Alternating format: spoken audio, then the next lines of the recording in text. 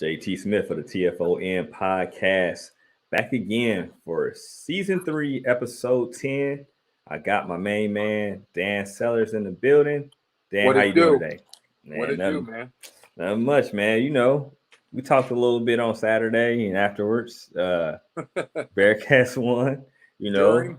Yeah, during for sure. They won, 28-24, homecoming weekend. Big weekend for alums and people that are still, you know, matriculating at UC. But it's good to see a lot of people. But the game, man, it was interesting. I thought they were going to blow South Florida out. I'm on record saying that. I thought that was going to be at least a 3 touchdown game, and they only won by 4. We talked a lot on Saturday. Um, what was your biggest takeaway from Saturday? My biggest takeaway, and I don't even know it's a takeaway because it's been there for some strange reason for the last few years with Luke Fickle. And don't get me wrong, very grateful for the job that he's done and the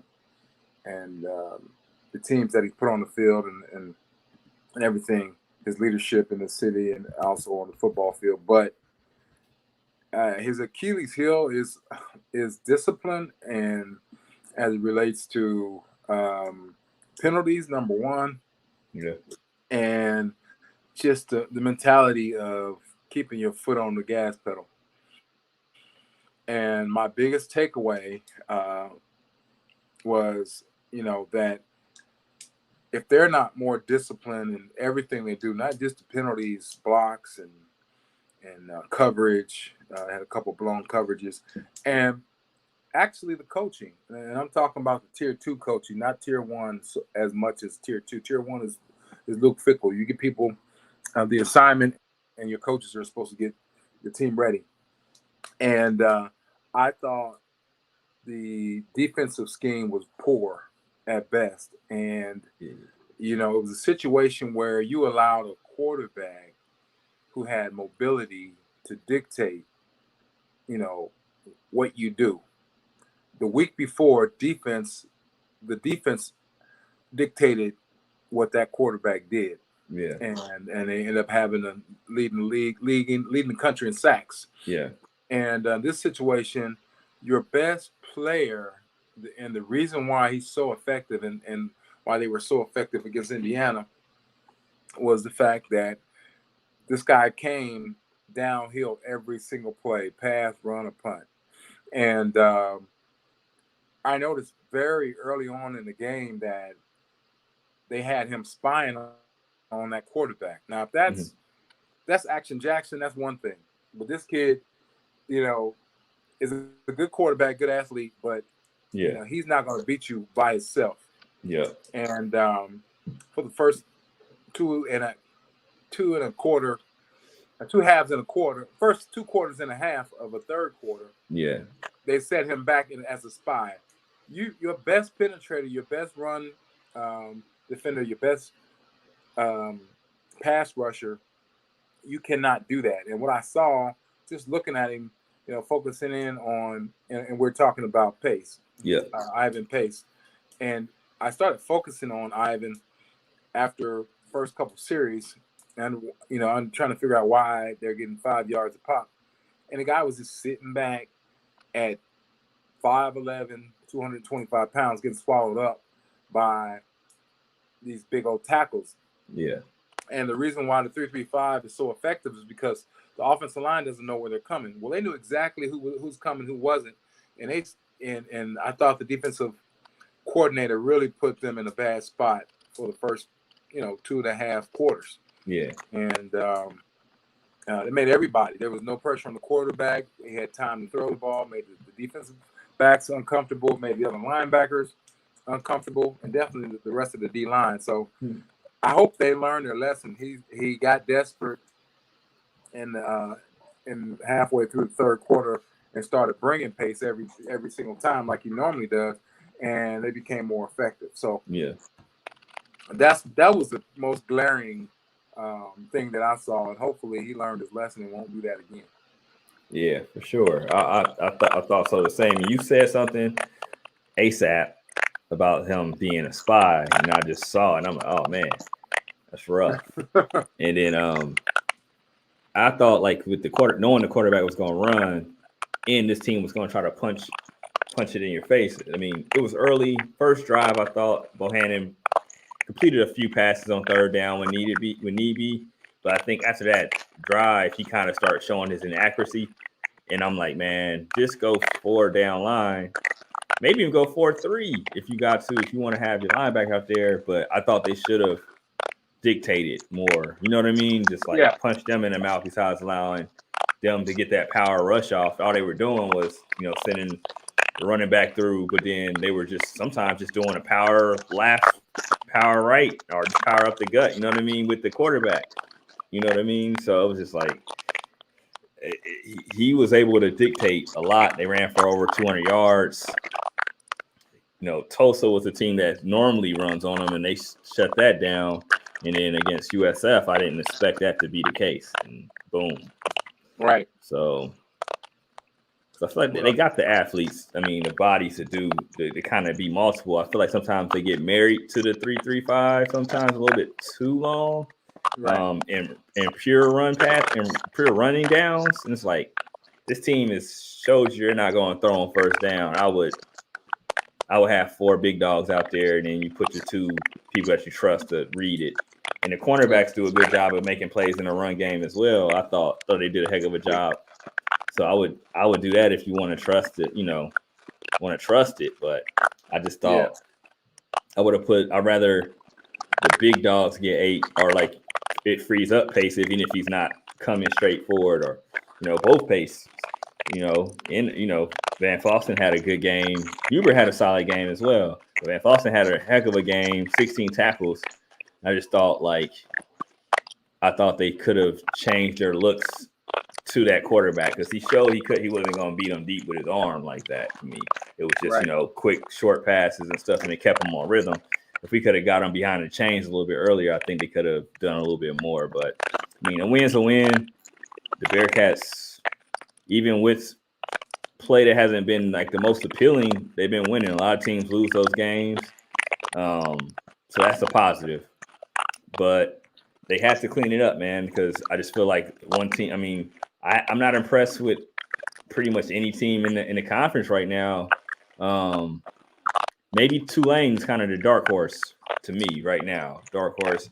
I think we beat everybody else, but I just feel like they have to play clean to beat them how they're supposed to. So. What do you think about how Prater came in, late when Ben Bryant got hurt, and leading them on that drive to score?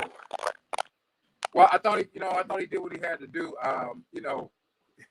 I think a lot of people overreacted when he overthrew the player. We forgot 3-4 weeks ago, the guy, our starting guy, overthrew 5 guys, and a couple of them should have been touchdowns. But what really came to mind for me was how much he opened the field in the minds of the defense, and he was almost like it was a decoy, and he was like a shiny worm in a stream, and every trout came towards him when he handed the ball off. The whole stream just parted ways. So it was eye opening.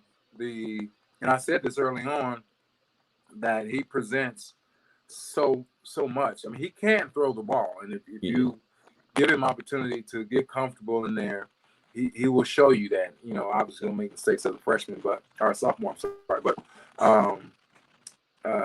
I felt very comfortable with him, and but what I said on the last podcast almost came true, and I'm sure Vic took note of it.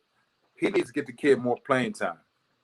Mm-hmm. That should have been a situation where he came into the game ready to go, no butterflies, and hit that guy who was wide open. Yeah. But it took him a play or two, and they didn't have to throw the ball to win the game. But he did drive them downfield, basically, based on his athletic ability in terms of them overcoaching, just like we were doing the whole game on on their quarterback, I thought that was a mistake not to go after him. Yeah, I thought so too.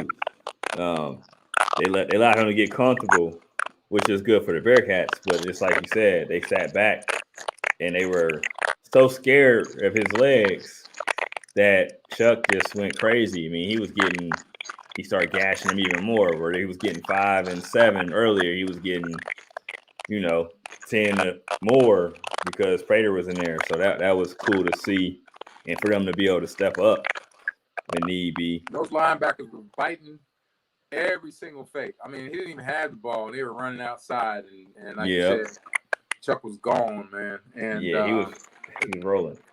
And I hope Luke Fickle really understands that he's got to get this guy some experience. Ben's a tall guy. He's not the biggest guy out there, and you're a play away from having this kid as your starter for the next 3 years. Just one play away. Yeah. And he has to take advantage of getting this kid acclimated to playing on during money time, and not just clean up. So, and that's just a smart thing to do. But I had all the confidence in the world that we were going to win the game when he got in the game. I didn't think that he was going to freak out or something, and but it was very stressful for her, and that's probably it's going to pay dividends for us in the future. For sure. So, for sure. Yeah. So I think that we got some opportunities coming up to get some good playing time. But honestly, you were talking about the rest of the league and all of these teams are tough, man. That is one. There's no cupcake in the American. Yeah. Maybe some teams with a losing record and the most talented teams, but every single team is tough. And right now, we got two things going against us in terms of teams wanting to play and give us their all. One is we obviously the last couple of years have been the darling of the league and the nation, so-called Power Five, but we're leaving. And the same thing that folks over in the Big 12 is doing to Texas and Oklahoma, they want to do to us. Yeah. They want to do to us. They want to belong, especially SMU, which is coming up. They feel like they should be in the Big 12. This is their backyard. And, they got TCU up the road. They got Baylor down the road. Yeah. And they feel like, we're leaving them behind to go into their conference. Rightfully so. I believe SMU should be the next, one of the next schools if they do expand that come in. Yeah. But the league is going to be very tough. I don't care who it is and what their record is. In South Florida, as we showed you, they're still South Florida, who always had great players. That's true. Now I'll take a step back. You're right, because nobody expected that game to be like that at all. And maybe the coaches, who knows? But I know I didn't expect it to be that tight at all. And then, like you said, they are going to try to get the Bearcats their best punch because Bearcats are leaving them high and dry. Yeah. So it's you got Houston, who's been getting lumps all year. Should have lost to Memphis. Memphis took the foot off the gas. Watch that game. That was crazy. Up 26-7 in the fourth quarter and lose is don't make sense. But that, and then you got UCF.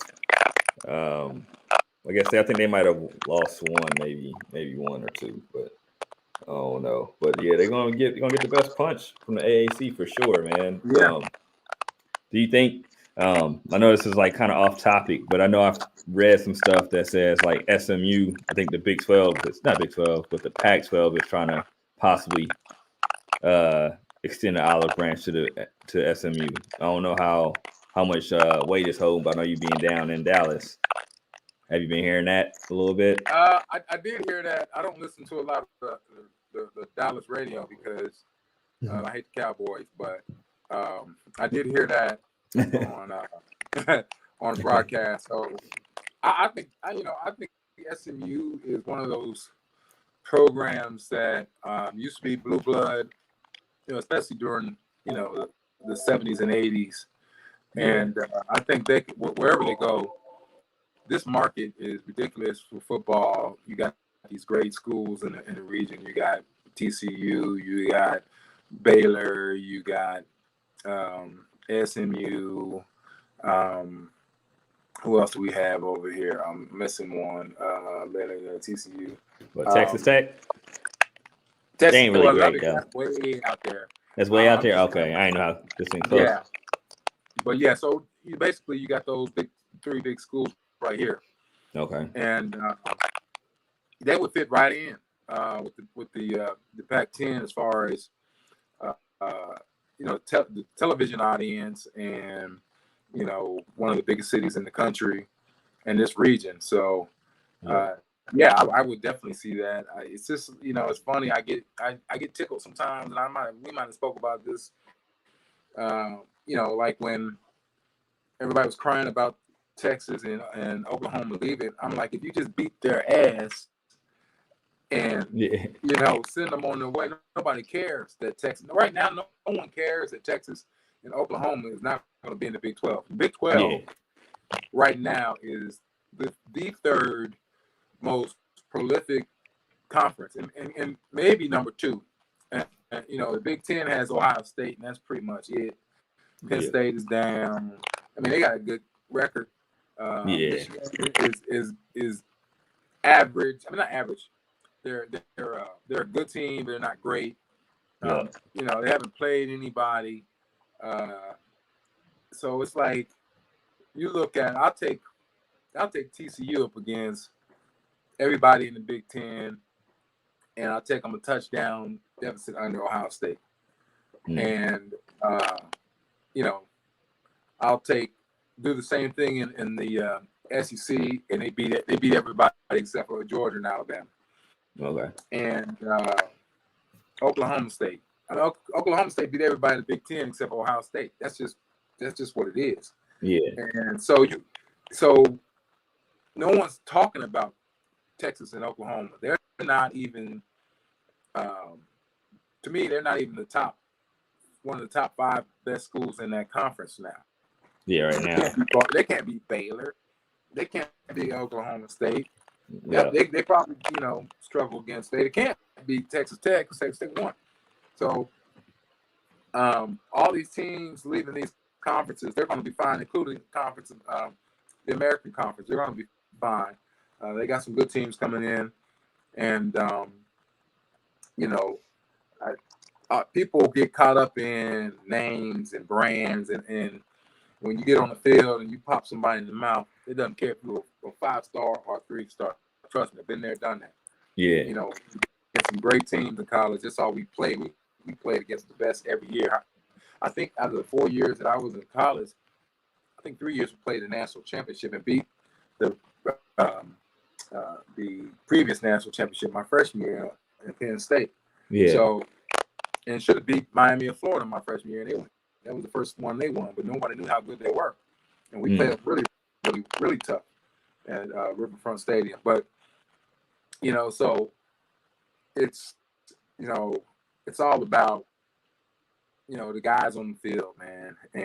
And I think that, going back to your question, I think that SMU has one of the greatest recruiting areas in the city of Dallas. They've done a great job recruiting inner city schools, and not necessarily the blue bloods of Texas high school football. So they got a lot of good players around here, that are capable of playing well at the next level. So,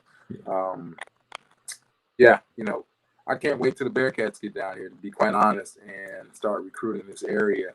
Yeah, and it's not even so much that they're better than like the Colerains, but just not as many Colerains and Molars and Princetons and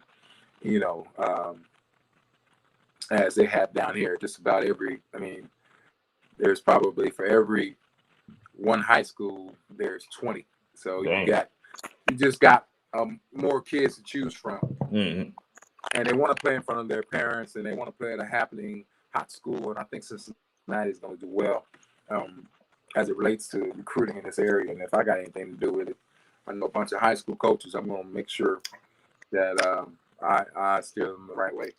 Hope it's not a violation, is it? No. Should be good now. Yeah, he be all right. Yeah, all right. Just give them a heads up. You know what I mean? That's okay in Ohio.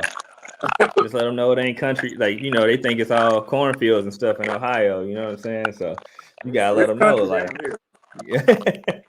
I tease my wife all the time. It is country. Dallas is country as hell. It's a big ass. For real? Oh yeah, folks mentally are walking around here country, but it's cool. It's very, very, very pleasant. Very pleasant place to live. Yeah, that's what's up. I know a lot of people that move to Texas though. Every time I go down there, I have a good time, so I can't complain.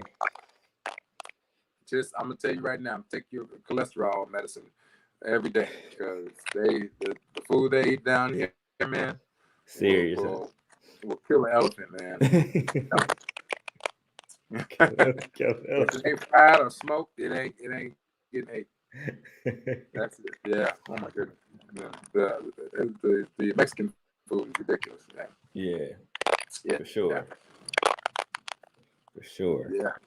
So with SMU coming up, it's going to be a big game. Like the Bearcats have been dominating SMU home and on the road. It's going to be on the road again, possibly ESPN game. They say it's either going to be ESPN or ESPN2. It'll be 11 o'clock tip off. You guys' time, noon, us. Like, what do you think, man? Like, which of the Bearcats that have shown up, which ones do you think has to show up against SMU? I know they do have some talent. Oh yeah, everybody in this league has talent. There's no, just like Kansas just proved, there are no Kansas in this league. Kansas, we're not even Kansas anymore. So it is crazy. Yeah. So obviously, you gotta look at. I have the greatest admiration for our receivers. I believe our receiving crew is as good as 98% of the colleges that's playing Division I and in the Power 5 or whatever you want to call that crap. I think our tight ends as a combination are in the top 3 set of tight ends. Yeah. I think offensive line is adequate. They've done a really good job at pass blocking. Yeah. A lot better than I would have thought. And and so because like we always joke, Ben's not a very fleet of foot guy. He's not even though he had a couple nice runs the other day, which I was very happy to see. Yeah. So overall, this is it reminds me to go way back my first year in the Canadian Football League with Toronto, the Toronto Argonauts, and we didn't know who we were. We knew we had some good players. We didn't know who we were until about the 7th, 8th game of the season, and we ended up being really one of the best teams, I would say, in the history of the Argonauts, and going to the Grey Cup, losing and the last-second field goal, probably the greatest Grey Cup game that's been acknowledged in the history of the sport. I should have blocked the punt. The field goal. I was right there. But it just reminds me that every game is like, in the life of a person, it's like 10 years. You gain 10 years of wisdom and confidence. So, when I'm looking at each season as a lifetime, your first game, you're just better than somebody because you're better. Second game, you find out that maybe you're not as good at this, but you're better at that. And so at this point, right about mid-season, you're really understanding who you can be. And now it's time to put everything together and be that machine. And when you look at the team, there's not glaring weaknesses. There's not like where before we're like, oh man, this guy jumps offside, he can't block the pass rusher. Yeah. it's that you don't see a glaring weakness where there's a weakness everywhere. You see adequate and and obsession, and excellence. Let me say that. Yeah. Exceptional. And so you see adequate in some certain spots, and then you got a guy like Ivan Pace, who is one of the best linebackers to ever do it at UC, and going to be in the NFL. And your defensive backs are not, first round draft picks and second round draft picks like we had last year, but they're guys who can grow into that. Yeah. And I made mention of Huber at linebacker. He's come a long way, and I hope that his experience is that he's watching this kid Ivan Pace sell out every single play, and he's starting to do more of that and causing havoc. And he's Johnny on the spot, very reliable again. Right now. And he wasn't that. He really wasn't first two games. It was, I was trying to figure out why he was even starting. But now he is that. And the defensive end, I can't think of his name. Big 95, is it? 95. We got 195 Potter. 97. Yeah. 97. Yeah. Yeah. Phillips. Yeah. Yeah. He's starting to come out of his cocoon. So, and they're making the plays they have to play. Like we talked about the ugly game. They made the plays they had to play, had to make to win that game. And that's a certain part of, the maturation process that every team doesn't do. Yep. You see a lot of potential, but not a lot of maturation. And gifted players don't have to always mature. They always got that gift to get them through this level of football. But guys who don't have that level, it's the effort. And there's those certain people are peaking and starting to make efforts, and they're becoming the new Sauce Gardner, the new Kobe Bryants of the world, Samajes, and so they got to find their way. And they're we forget sometimes they're 5-1 now.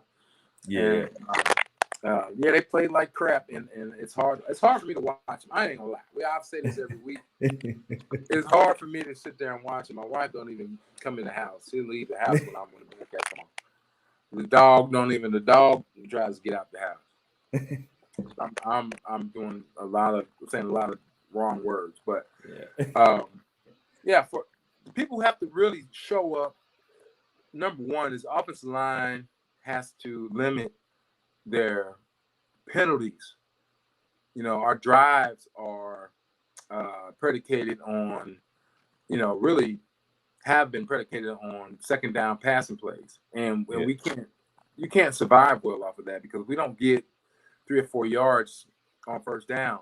We did that in the second half when Prather got in the game, but for the most part, we haven't been whooping tail at the offensive line. They play well enough, but not, they're not pushing anybody around. And they're going to find out when they get in the Big 12 that they're going to have to put some semen in their pants and start doing that. But I think the offensive line needs to really show up and dominate. I think we need to have a dominating running game where that if it's 3rd and 5, we get it. On first down, we run for 8 yards, like we're supposed to, and give Ben and Prather an opportunity to really exploit the tight ends. We haven't done a lot of play action with them, and that's because we haven't been super successful, with the run play. So we get that going. That's a balance that'll take us through this conference like a hot knife through butter. Yeah. No. For sure. So, man, they got a bye week, so it's coming at a good time. Ben got banged up in the last game, head injury. Tyler Scott looks like it might have been a foot or an ankle. Didn't finish, the game against South Florida. Javon Hicks was in and out. He finished the game, made a big tackle at the end. He got banged up a little bit. I don't think that was nothing too serious. A couple other receivers went down, but he came back as well. So I think overall, this bye week is probably like in the best spot And normally I don't say that too much because I mean we're playing good, but we're not like just on fire. So I feel like get people healthy and then just be able to, recalibrate and clean up some stuff for this tough part of the conference. I think it's almost a blessing in disguise for them, almost. So hopefully they can clean some stuff up and then just come out and just look like a new team or just look a little bit cleaner against SMU and just dominate. And especially on the road in front of us, probably going to be a nationally televised game. That'd be great to see. So, yeah, man. With that being said, it's pretty light. But on the jokingly side, I know you had to get into had to let people know your resume this weekend. And as my good friend, now he's my friend, All right. John Hopkins, and I'm gonna make him. And you saw it a little. It wasn't nothing serious. But it wasn't that serious. I know it wasn't. I kind of went into him pretty harsh, and I did apologize to him. But I was just they were giving a lot of the other commenters were giving Evan Prather a hard time, and it was they're trying to divide these two kids, and I'm like, wait a minute, first of all, he overthrew one guy, and we can really go back and focus on a quarterback that overthrew 5 guys, like 5 touchdowns, really, literally. And no one is harping on that. But anyway, long story short, I went back and I said, I apologize. I didn't mean to call you what I called you, which was, I said it was ignorant comment. So in fact, in effect, I guess I was calling the man ignorant. And then he asked me for he said, well, what's your resume, buddy? And I said, well, you asked, and I listed it, and he was like, oh, okay. Like, my bad. My bad. My bad. A little bit of something about UC football and a little bit something about football, but but that's hopefully I converted him to become a front office news podcast fan, and because I did send him the link, and he he took a look at it and hopefully enjoyed it, and so but anyway, that stuff happens, man. That's what it is. Sometimes you got to check your code at the door, man. Yeah. It's funny though. It's funny, little bro. Sometimes I don't even realize what my experience actually is. I definitely don't give myself any credit for it. Early on when I was a young man, finishing up football, being on UC radio, because it wasn't a big thing. WSAI had the broadcast, and myself and John Arena would go to the studio, buy a 6-pack of beer afterwards, and sometimes I would sit in for. You're probably too young for this, but what's the boy's name? Art Schleister, because Art would miss shows and stuff like that. Art Schleister was a part of it. Art Schleister had a syndicated. It went syndicated. He had a syndicated talk show. He was so knowledgeable about sports, and no wonder why. Yeah. And in my career, when I finished my career, I went back and played arena football with the Cincinnati Rockers for 2 years. He was our quarterback, and I had played with him in the CFL when he got cut by the Baltimore Colts. That's how long ago that was. He came to Canada, and I got traded from Toronto to Ottawa because I wouldn't resign, because next year I signed a contract with the Jets, and that wasn't a great career. But anyway, long story short, had been friends with him, and then when he came to the Rockers and Ira Hillary, a bunch of other guys who had kind of left the Bengals, we all kind of were real cool with the Montgomery family, and decided to sign on and play there, and it was really a lot of fun. But anyway, Art Schleister would do the he had his own show, the Art Schleister Show, and it went national.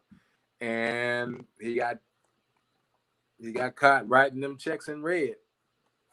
And he was great. I mean, because Pete Rose would come in town and do his show from that studio.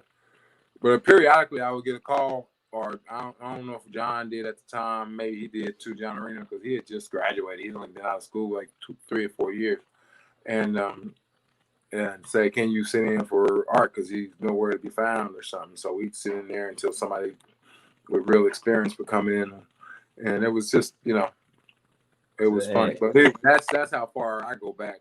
Dang, I didn't know Art Schleister though. I didn't know that. My pops put me on the Art, so I didn't know he was doing radio. That's crazy. At WSCI, he was actually very, very good. He had a national. He had it made, man. He just. I never seen anybody who. I didn't understand anything about gambling. I still don't. I play a scratch off here once in a while, but yeah, that's a little history lesson for you young people. Art Schleister, if you're listening to me in Pinehurst or whatever prison you might be in at this point, how you doing? Hey, because I think he got a. You ever watch American Greed? Huh? You ever watch American Greed? I have. I've seen it before. I think he has a special. I think he got an episode on there. I feel like I've seen one. Several documentaries that were made about it. Yeah, he probably does. I think he had one for sure on there. No, he was writing checks to UDF owners, like UDF stores.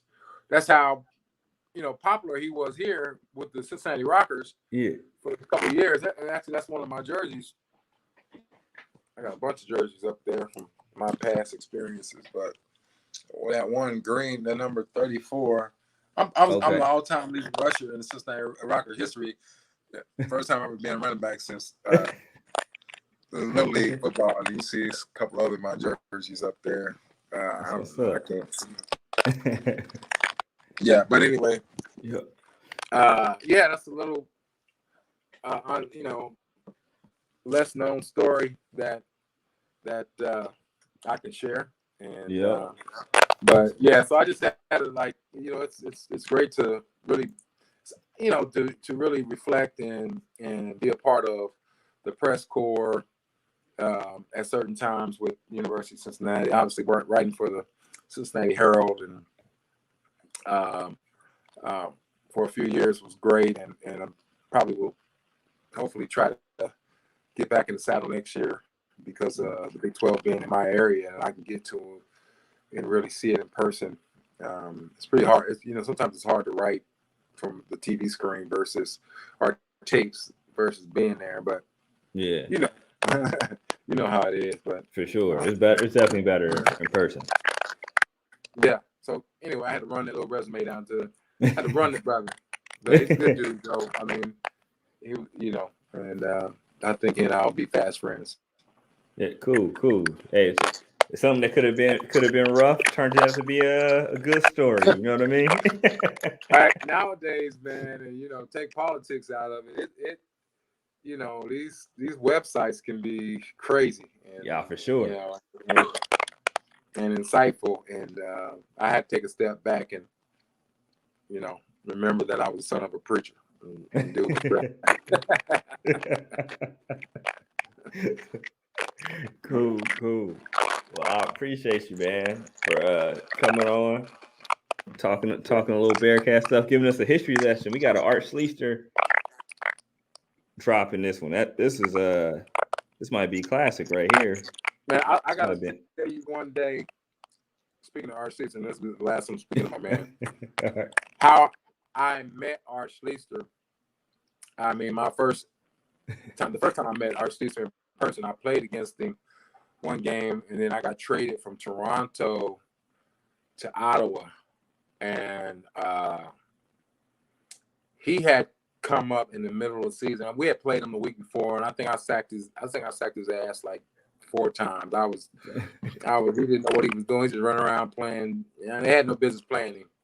And so after practice, when you get traded up there, they fly you straight to that practice. Like I was on my way.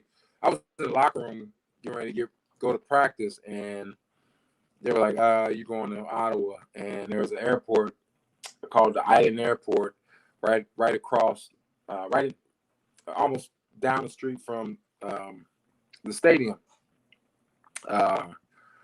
and it's CNN Park. Then not, and then the Sky Dome is where we played. But so long story short, I was on my way to practice, and practice was at 2, and I got there at 10 o'clock to get treatment. Well, I was on an airplane at 11:30, flying a little small airplane, flying from Toronto to Ottawa to make their practice, and they flew me back the next day. But that night, I was staying in the same hotel that Art and his family was staying in. So he was like, "Man, I'll give you a ride back to the hotel, you know." So I'm thinking we're going straight to the hotel, man. He takes me out to this bar, this adult bar, and I'm like, "Man, what, don't you got a wife and a baby?" I'm sleepy. Let me go to bed. So I got to fly back and get my car, you know, and everything shipped back up before I come back to practice. So anyway, long story short, I got to tell you that story one day. All right, bet. I got to ask about that one. That sounds like it's legit. Hey, man. Hey, let me tell you something. CFL, even the NFL back then was something else, man. It was something else. A lot of fun, a lot of great memories. You know, you just, you know, as glitz and glamour as it is right now, it was far from that. The way they did business back then and treated us as players was really, really crazy. But you know, you got a paycheck, you got a good paycheck, made more money than I ever made it. You know, you deal with the good and the bad. For sure, yeah. for sure. Yeah, I appreciate it. I'm gonna have to ask more about that one. So we're gonna have to get back into that. So cool, man. So that'd be a good note to end it on, man. We ended on that. Then I'll get you out, and then I'm gonna finish up, talk a little hoops. But I appreciate you jumping in, man. Yeah, man. Well, let me ask you this before I leave. Go for it. I don't know. What's the hoop situation looking like? Just give me your elevator speech. All right, elevator speech. All right, boom. We'll hit you this way. I think they're going to be a lot better than last year. He has them more athletic already. Just barring injury, knock on wood, they'll look more like a Bearcat team that you're used to seeing. Okay. You know what I mean? So a little bit more aggressive, score the ball a little bit better. We'll be able to play Bearcat defense and won't just be able to, like last year, I feel like we got punked because we just were a little bit too small. I think this year we'll be lengthy like other teams this year, and we just got to play ball, you know, do what we got to do, not play silly. But this year I think they have more of a shot to actually get back to the tournament. Okay. Got you. Yep. Got you. Yeah. Well, I look forward, man, to getting back on the wagon. See, I can't watch when I see teams and being miscoached and mismanaged my teams. I just can't. I can't watch them. You know, I grew up a Rangers fan, and it's hard for me to watch the Rangers to this day because how. Dude, did you watch last night? So it's like, so I don't watch the UC basketball a lot because I knew that last coach really wasn't. Yeah. He mismanaged him. Now Wes gets it, man. Like Wes gets it. He's bringing back the OGs that haven't been back on campus. Like he understands the culture of like UC's hoops, and he's getting those guys back on there. Like like the Steve Logans. I mean, just on Saturday, Huggins was back. Yeah, sorry. No, so like just, but he does a good thing even when the cameras aren't there. He's still doing a good job of making sure those people that have built the program are still involved. Like he makes like the Melvin Levis and those guys like can come back, which is how you have to keep a program in. It helps even the kids see that. You know what I mean? They're not turning their back on those kids on those men. So I think that's super smart, and he gets it. So I think they'll be fine. I just think injuries will be key, and just them gelling. How fast can they gel will be the key. But I think just how they look already, just the length and everything, what they have, they definitely have a chance to be pretty solid. And then he's got a good recruiting class coming, solid recruiting class he's building as well. So I think he's doing the right things to, get UC back to where people are used to UC being on the hoop side for sure. Yeah, awesome. Well, hey man, I know it's late and we both got jobs to attend in the morning. Yeah, for sure. 45 minutes in, that's about right. Yeah. And, we look forward to a week off of no hair pulling, and I'm definitely playing golf Saturday. I ain't gotta worry about watching any particular game. I'm not really excited about any other game. And then the week after that, they're gonna be here in my town, so I'll be at the game hopefully. Okay, you going? Yeah. Okay. Cool. Let me know in what capacity you rolling. So. Yeah. Well, I mean, I'm rolling. I'm trying to roll with what we spoke about and. Okay. All right. Okay, we'll work it out. As soon as they give me, I'll shoot somebody. I'll shoot somebody a message, and we'll see what we gotta do. Okay. Yep. Ain't no thing. All right, bro. All right, right, man. Much love to you, young brother, and same. All you Bearcat faithful. We shoot this over the Bearcat brother line. We've been chopping up really hard, and all the ex-football players, great ones out there, Alex Gordon's, the Reggie Taylors, and so on and so forth. And we'll send this out to you. Shout out to you. Shout out to my new friend, John Hopkins. My man John. on the Bearcat page.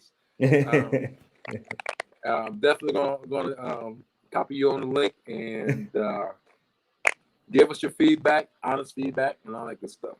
Cool. Yeah. Shout out to the Bearcat OGs. Appreciate y'all checking us out. I'm JT Smith, man. I'm gonna go ahead and sign it on out. So, all right, bro. All right, y'all. All right. Peace.